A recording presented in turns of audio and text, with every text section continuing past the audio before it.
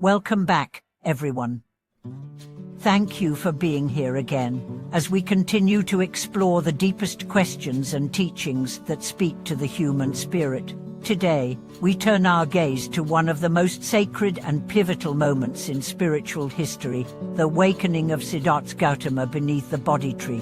We all know the image, a serene figure seated in meditation, unmoved by the temptations and fears that assailed him. But have we ever asked with real curiosity, what did he truly realize?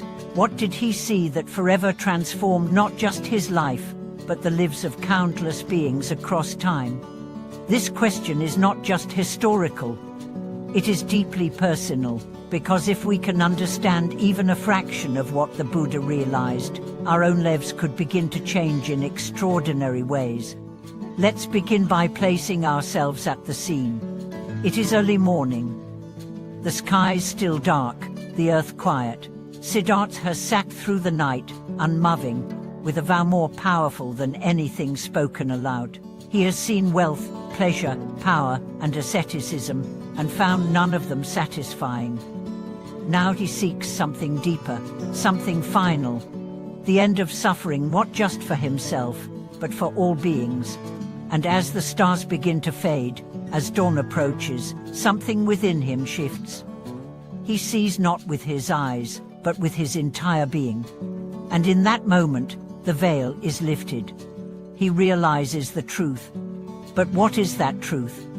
The core of his realization is astonishingly simple, yet infinitely profound.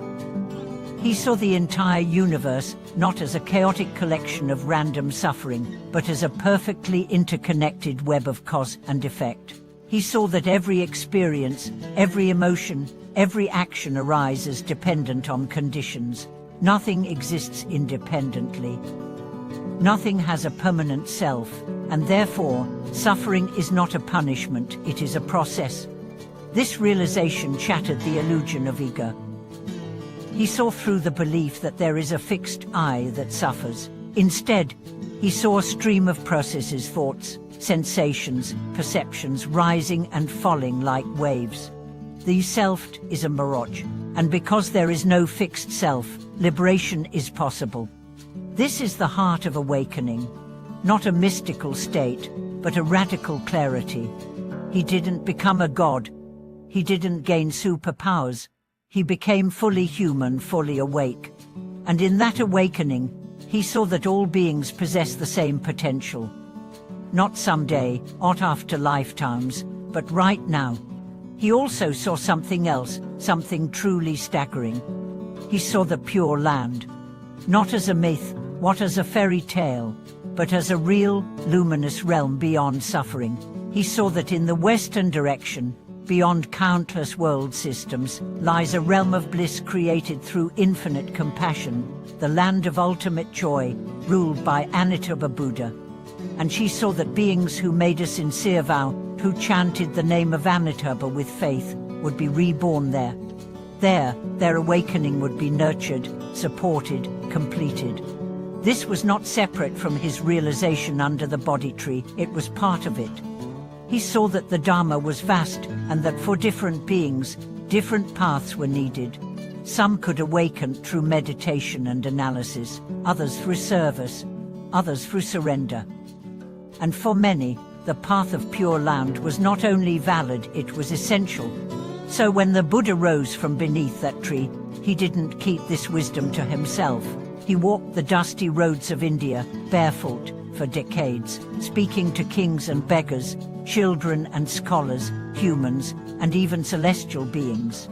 And one of the truths he shared again and again was this: from this world, beyond 10 trillion realms, lies a land called ultimate bliss. There lives a Buddha, Amitabha, and those who wish to be reborn there, who call his name with faith, will go there at life's end. Why would an awakened Buddha speak of another Buddha? Because he understood that truth has many expressions. Because he knew that for many beings, faith is the bridge to awakening. Because he saw that the vow of Amitabha was not separate from his own enlightenment, it was the continuation of it. Let me ask you this. What if everything you're looking for has already been made available? What if the path to peace is not something you have to build, but something you simply have to walk? What if, right now, you are being invited not to achieve enlightenment, but to return to it? That is what the Buddha saw. He didn't just see suffering.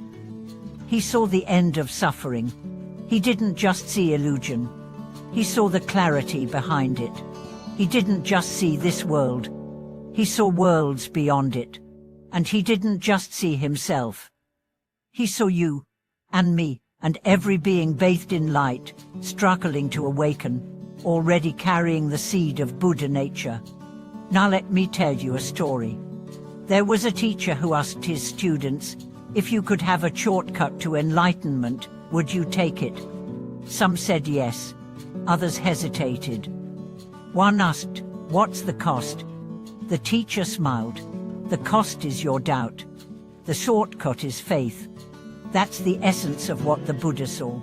That even for those who struggle with meditation, with focus, with philosophy, there is a path. That path is the vow to be reborn in the Pure Land. That path is the name of Amitabha.